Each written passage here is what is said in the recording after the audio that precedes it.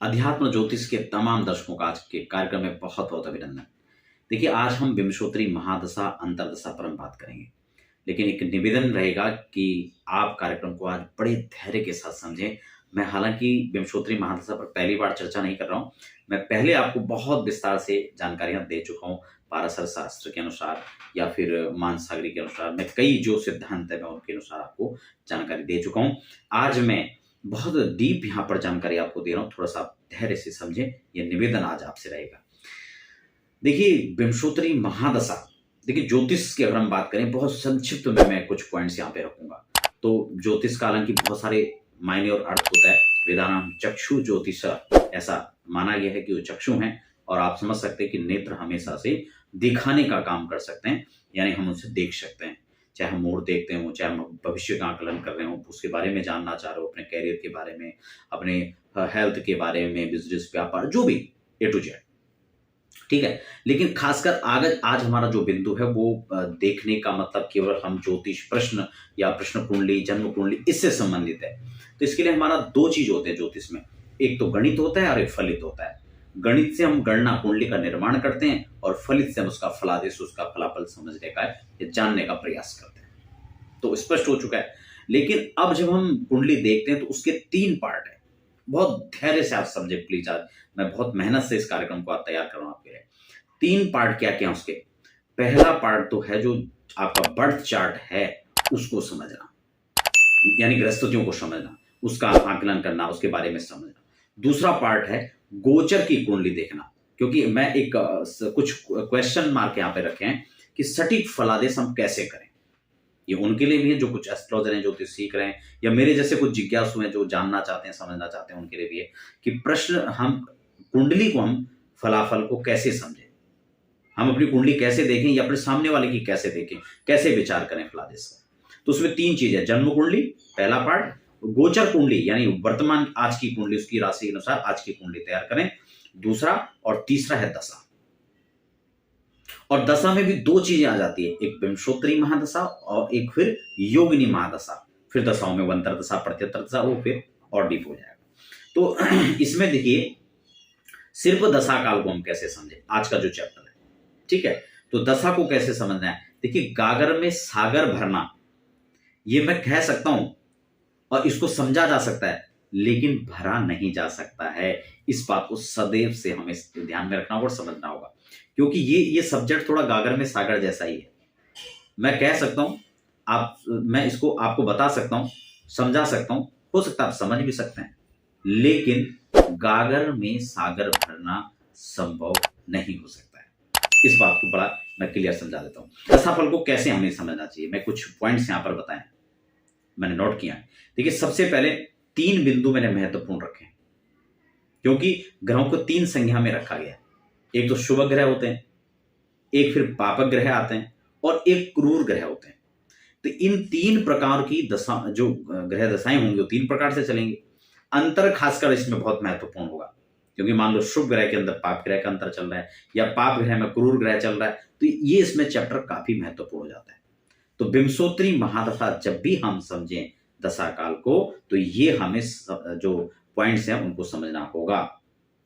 दूसरा, जब हम दशा के बारे में प्रेडिक्शन कर रहे हो या समझने का प्रयास कर रहे हो, तब हमें ग्रहस्थिति को देखना होगा कि ग्रहस्थिति कैसी है, हमें जन्म कुंडली में कहाँ बैठे हुए हैं, कौन से भाव के स्वामी बन के बैठे हैं, उच्च होकर बैठे हैं, नीच होकर के बैठे हैं, वो उसकी स्थिति जो है पापाक्रांत है, युति में कौन सा ग्रह साथ बैठा हुआ है, उसकी अपने घर पर दृष्टि है, ये अपने घर से कहां बैठा हुआ है, ये सब चीज हमें जन्म कुंडली के हिसाब से उसको चेक करना होगा, ठीक है। दूसरा, हमें एक बहुत महत्वपूर्ण जो एक बिंदु और भी है कि हमें तात्कालिक चक्र में और पंचधा मैत्री चक्री में, हमें तात्कालिक और नैसर्गिक दोनों हमें देखना होगा कि वह ग्रह किस सिचुएशन के अंदर बैठा हुआ है।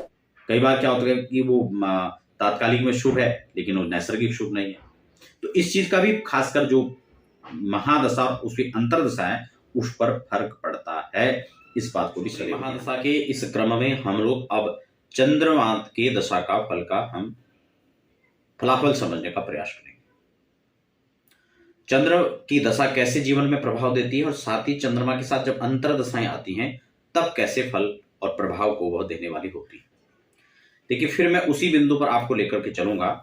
पुनः मैं केंद्रित करना चाहूंगा, जब मैंने आपको सूर्य महादशा के फल के बारे में बृहद चर्चा किया था, तभी भी मैंने इस बात को आपको बताया था कि दशा कोई भी हो, क्योंकि पाराशर होरा शास्त्रम के अनुसार, मैंने जब पहले कार्यक्रम में आपसे चर्चा किया था पिछले 1-2 वर्ष पहले, तो वहां पर मैंने एक एक अंतरदशाओं के श्लोक के प्रमाण के साथ में आपको बहुत बृहद चर्चा किया था। लेकिन कमेंट में मैं देखता हूं आज भी बहुत सारे लोगों के कुछ प्रश्न होते हैं। देखिए, नए दर्शक है तो निवेदन रहेगा कि चैनल को भी सब्सक्राइब कर लें, ताकि आगे भी आपको उस चीज का लाभ मिलता रहे। लगातार अध्यात्म, ज्योतिष और जो रिलेटेड चर्चाएं होती हैं वो आपको मिलती है। देखिए, मन का मतलब, जो चंद्रमा है, चंद्रमा का मतलब होता है मन। और मन आप समझ सकते हैं, ज्योतिष में चंद्रमा को मन की संज्ञा दी गई, और मन के हारे हार है और मन के जीते जीत। मन ने किसी चीज को स्वीकार कर लिया तो विजय है, और अस्वीकार कर लिया तो व्यक्ति वहां से दूर हट जाता है। आज हम मन की स्थिति को देखें तो कम से कम एक बहुत बड़ा परसेंटेज ऐसा है जो व्यक्ति को अशांत किया हुआ है और डिप्रेशन के शिकार लोग हैं। इवन कि छोटे छोटे बच्चे भी कहीं ना कहीं मानसिक रूप से परेशान हैं। उनकी व्यग्रता, उनकी समस्या का कारण क्या हो सकता है, उसमें बहुत सारी चीजें हो सकती हैं।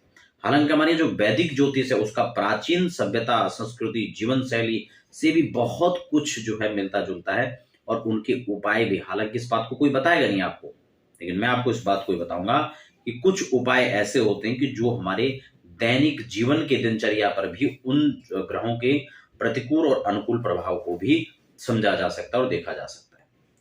चंद्रमा जो माता का प्रतिनिधित्व भी करती है, मातृ सेवा से व्यक्ति के जीवन में शांति का आवास होता है। आपने देखा होगा, जब भी आप माँ की सेवा करते हैं, माँ के बारे में कुछ सोचते हैं, तो निश्चित रूप से स्वाभाविक है कि व्यक्ति के मन में शांति होती है। लेकिन ऐसा भी माहौल होता है कि जब हम माँ से दूर हो जाते हैं किसी कारणवश, तो तब व्यक्ति के मन में अशांति और पीड़ा देखी जा सकती है। जल का भी संबंध चंद्रमा से है। जो व्यक्ति अधिक जल का दुरुपयोग करता है उनका मन अशांत रहता है। धन के जाने के चांस बनते हैं, धन का व्यय ज्यादा होता है, धन अनावश्यक अकारण रूप से जो है जाता है, वह भी चंद्रमा के साथ संबंध बनाता है।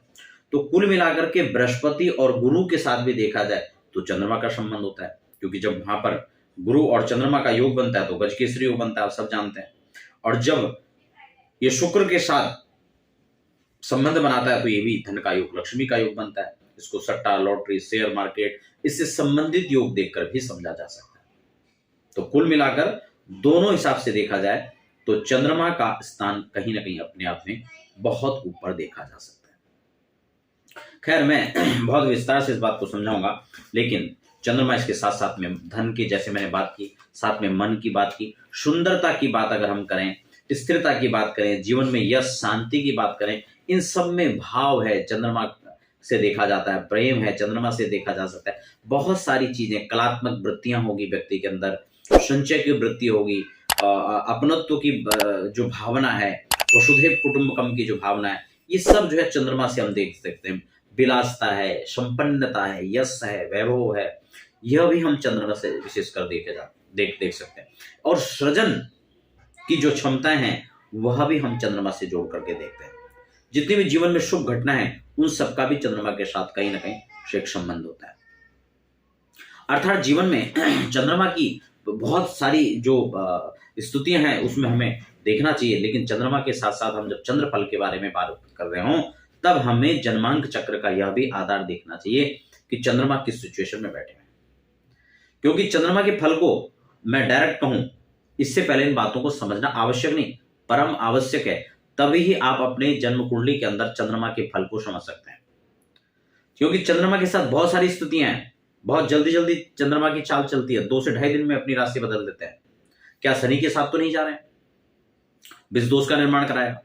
अगर गुरु के साथ चलेंगे तो धन की स्थिति को बनाएगा, गजकेसरी योग बनाएगा, राजाओं जैसा योग बनाएगा, शुक्र के साथ अच्छा योग बनाएगा। इसीलिए जब हम सीजनल डिलीवरी की बात करते हैं उस समय खासकर मैं इस योग को और इस बिंदु पर विचार करता हूं, जोड़ देता हूं, क्योंकि यह व्यक्ति के कहीं ना कहीं अपने हाथ में हो सकता है उस चीज से बचना और उस चीज में जाना। मान लो कि शनि की राशि से परिवर्तन करके चंद्रमा शुक्र की राशि में चले गए हैं, बृहस्पति की राशि में चले गए हैं, क्योंकि जैसे मकर कुंभ है उसके बाद मीन में जाएंगे, बृहस्पति की राशि हो गई, उससे पहले भी बृहस्पति की राशि है धनु। तो ये कहीं ना कहीं एक अशुभ योग से बचा सकती है व्यक्ति को। तो आपको अपनी चंद्रमा को देखना है वो किस स्थिति में बैठे हुए हैं। कहीं चंद्रमा अकेले तो नहीं बैठे, आगे पीछे का भाव रिक्त तो नहीं है, उसके अनुसार भी हमें चंद्रमा को देखना चाहिए। तो ऐसे बहुत सारे योग हैं जो हमें चंद्रमा के साथ जोड़ करके देखना चाहिए और उसी के हिसाब से फिर हम चंद्रमा के फल को समझ सकते हैं। आइए चंद्रमा के फल को हम लोग यहाँ पर समझें। नैसर्गिक रूप से हमें अपने कुंडली में चंद्रमा को देखना होगा और तात्कालिक रूप से दोनों में हमें चंद्रमा को देखना होगा। साथ में कारक और मारक भाव की स्थिति को भी समझना होगा कि चंद्रमा किस सिचुएशन में बैठे हुए हैं। चंद्रमा की दिशा जब दशा जीवन काल में आती है तो व्यक्ति को धन, संपदा, मान सम्मान, यश, नौकरी में तरक्की, नई अपॉर्चुनिटी व्यक्ति के जीवन में आती है, विदेश जाने का संयोग जीवन में मिलता है। तो ये चंद्रमा की दशा का शुभ फल है। मातृत्व का सुख, माता का स्नेह विशेषकर मिलता है और व्यक्ति को नए नए उच्च अधिकारियों से मिलने के, बड़े लोगों से मिलने के, उनसे जुड़ने का अवसर जो है जीवन काल में मिलता है। नई प्रॉपर्टी के आने के योग बनते हैं। विवाह के में जब विलंब की स्थिति आती है तो विवाह के भी योग चंद्रमा की दशा में बनता है। तो ये बहुत सारी चीजें व्यक्ति बहुत बड़े स्केल तक अपने कार्य को पहुंचा सकता है, अपने आप को पहुंचा सकता है। तो ये सब चंद्रमा की दशा में संभव हो सकते हैं। अब हम बात करते हैं कि अगर चंद्रमा की दशा आएगी तो अंतर दशा में धन धान्य की वृद्धि होगी, क्योंकि चंद्रमा का अंतर जो है यहाँ पर अनुकूल रहेगा। लेकिन इस बात को भी समझना जरूरी है कि क्या चंद्रमा शुभ फल चंद्रमा की दशा में तभी देंगे कि जब वो चंद्रमा शुभ बैठे हों, वरना चंद्रमा का अंतर भी बहुत ज्यादा शुभ नहीं होने वाला। तो इसलिए हमें यह भी देखना होगा चंद्र कुंडली, आपकी जन्म कुंडली में, कि आपका चंद्रमा कहीं विपरीत भाव में तो नहीं बैठा हुआ है, या गोचर में प्रतिकूल तो नहीं चल रहे हैं, क्योंकि वैसे तो 2 दिन 2.5 दिन में बदल जाएगा। लेकिन अगर हम विशेष किसी चीज पर विचार कर रहे हो और चंद्रमा के फलाफल को हम समझ रहे हैं या चंद्रमा के शुभ फल को हम समझ रहे हैं और उसके बाद हमें लगता है कि चंद्रमा की दशा अच्छी है और हमने अचानक किसी दिन कोई काम किया, उसमें लॉस हो गया, तो इसलिए चंद्रमा का विचार बहुत धैर्यपूर्वक जीवन में करना चाहिए। तो इसलिए यश, मान सम्मान, धन, संपदा, संतति, ये सब का जो है चंद्रमा के साथ चंद्रमा की दशा आने पर आपको फल प्राप्त होगा। चंद्रमा के साथ अगर मंगल की अंतरदशा जब चलेगी तो ये चंद्रमा के साथ यदि अकारक न हो तो यह शुभ फल देगा, अच्छे परिणाम को देने वाला होगा। प्रॉपर्टी में निवेश, प्रॉपर्टी का लाभ, वाहन का लाभ ये व्यक्ति को मिलेगा। लेकिन 6, 8, 12 चंद्रमा है तो यह अशुभ भी बन सकते हैं। दुर्घटनाओं से, चिंता, व्यग्रता, इसका जो है प्रभाव देखा जा सकता है जीवन काल में। वहीं चंद्रमा के साथ राहु, यह दशा काल अच्छा नहीं जाएगा, व्यक्ति को डिप्रेशन का शिकार रहेगा, मानसिक अशांति बनी रहेगी, विपरीत परिस्थितियों का सामना करना पड़ेगा। 6, 8, 12 है तो वहीं और दिक्कतें हो सकती हैं। तो ये जो है, और अगर 6, 8, 12 नहीं है तो एक चीज और भी है कि यहाँ रुके हुए पेंडिंग जो कार्य हैं वह भी बन सकते हैं। अचानक धन प्राप्ति के योग बन सकते हैं, अचानक किसी छल बल के साथ में किसी ऐसे व्यक्ति के साथ में संपर्क हो सकता है आपकी नीति के कारण से कि आपको वहां से लाभ हो सकता है, आपकी होशियारी चातुरता के कारण से भी आपको लाभ हो सकता है। तो ये सब चीजें जो है राहु का दशा काल में कराएगा। विदेश जाने के खासकर संयोग बना सकता है। उसके बाद अगर बृहस्पति की दशा चंद्रमा में चलेगी तो ये धन का योग बनाएगी। इस समय व्यक्ति को नए आयाम प्राप्त हो सकते हैं, नए संभावनाएं जीवन में बढ़ेगी, धन का, प्रॉपर्टी का, विवाह का, ये सब संयोग बनेंगे। जिन लोगों को इस प्रकार की दिक्कतें हैं, शादियां नहीं हो रही है, संतान में होने में दिक्कत है, तो उसका लाभ जो है चंद्रमा में बृहस्पति के अंतर आने पर मिल सकता है। सट्टा है, लॉटरी है, शेयर मार्केट है, इन्वेस्टमेंट के योग हैं, वो सब जो है बृहस्पति की दशा में बहुत अच्छे से अच्छे बनेंगे। वहीं जब शनि का अंतर चंद्रमा में आएगा तो ये बहुत ज्यादा शुभ नहीं रहेगा। ये व्यक्ति को कहीं ना कहीं अशांति दिलाएगा, कहीं ना कहीं मान सम्मान में दिक्कतें हो, गतिरोध कार्य क्षेत्र में, असफलताओं का संयोग देखा जा सकता है, काम में अड़चने आ सकती हैं। लेकिन अगर वही 5, 9 का संबंध बना करके बैठे हैं तो ये प्रॉपर्टी का लाभ भी करा देगा, आपको गाड़ी का भी लाभ करा देगा। ऐसे कार्य जो पेंडिंग पड़े हुए थे, पैतृक प्रॉपर्टी का विवाद था, उनको हल करा सकता है। तो ये उसमें शुभ भी हो सकता है। बुध की अगर हम बात करें कि बुध का अंतर चंद्रमा में कैसा रहेगा तो ये लगभग सामान्य रूप से ठीक रहेगा। अगर बहुत ज्यादा चंद्रमा की स्थिति खराब है या चंद्रमा में थोड़ा सा अगर कुंडली के अंदर कहीं अगर थोड़ा सा बहुत अनुकूल नहीं है तो त्वचाजन्य रोग देखा जा सकता है, दंत रोग दिखा सकता है, वाणी की प्रॉब्लम देखी जा सकती है, अनावश्यक किसी के लिए बोल दिया, थोड़ा विवाद में घेरे में आ सकते हैं, कहना कुछ चाह रहे थे कुछ बोल दिया, उससे पता लगे बड़े बड़े राजनेता हैं, कुछ भाषण में इस प्रकार की वार्ता कुछ कर दे कि उसका दुष्परिणाम झेलना पड़ सकता है। तो ये दिक्कत बुध की दशा में आ सकती है। केतु व्यक्ति को कहीं ना कहीं आध्यात्मिक बना सकता है, लेकिन यहाँ पर बहुत ज्यादा सिचुएशन अच्छी नहीं है, आकस्मिक धन लाभ है, आकस्मिक अशांति है, मान सम्मान में दिक्कतें हो सकती, ये सब चीजें केतु के अंतरकाल में देखा जा सकता है। शुक्र का जब चंद्र में, मैंने पहले भी कहा, ये धन, सट्टा, लॉटरी, शेयर मार्केट, निवेश, इन्वेस्टमेंट के लिए जो है एक अच्छा संयोग हो सकता है, प्रॉपर्टी का लाभ मिल सकता है, विदेश गमन के संयोग आपके जीवन में प्राप्त हो सकते हैं। आप अपनी सेटिंग को बनाकर रखें, आपको अचानक से अच्छे लाभ प्राप्त हो सकते हैं, संतान का, विवाह का, ऐश्वर्य की प्राप्ति, ये सब शुक्र के अंतर में आने पर आपको प्राप्त होगी। वहीं जब शुक्र का अंतर जीवन में आएगा तो अब आपको राज, काज, यश, प्रभाव, कॉन्ट्रैक्ट रहे तो अच्छे कॉन्ट्रैक्ट प्राप्त होंगे, सबका सहयोग मिलेगा, और कहीं ना कहीं 6, 8, 12 में हैं तो वो संबंधों में दरार की स्थिति बना सकता है, कहीं ना कहीं दूरियां देखी जा सकती है, भय, अशांति, अकारण क्लेश, इस प्रकार की दिक्कतें उसके जीवन काल में देखी जा सकती है। तो ये सूर्य से चंद्र तक के, चंद्रमा के अंतर में चंद्रमा से लेकर सूर्य तक का जो प्रभाव था वह मैंने आपको समझाने का प्रयास किया। बाकी उपाय की हम बात कर लेते हैं तो सभी लोगों के लिए उपाय यह है कि वैदिक शांति, वैदिक उपाय सर्वश्रेष्ठ होता है, सबसे पहले इसको प्रायोरिटी देनी चाहिए। चंद्रमा के दशा में भगवान शिव का अभिषेक, चंद्रमा कहीं ना कहीं जल का संरक्षण, जल से संबंधित कार्य, वृक्ष लगाना, ये सब करना चाहिए। और ओम सोमाय नमः, तो ओम चंद्रमसे नमः, इस मंत्र का जाप करना चाहिए। और पानी का सदुपयोग, मैंने कहा, जल जिनका चंद्रमा खराब है या नह भी है, लेकिन जल का संरक्षण तो वैसे भी करना चाहिए। तो इस प्रकार से आप अपने चंद्रमा को मजबूत बना सकते हैं, मातृ सेवा के साथ, जल सेवा के साथ, संरक्षण के साथ, और इसका लाभ आप ले सकते हैं। आशा करता हूं चंद्रमा के महादशा फल का कार्यक्रम आपको अच्छा लगा होगा। आप बने रहें और फिलहाल हमें दीजिए। धन्यवाद।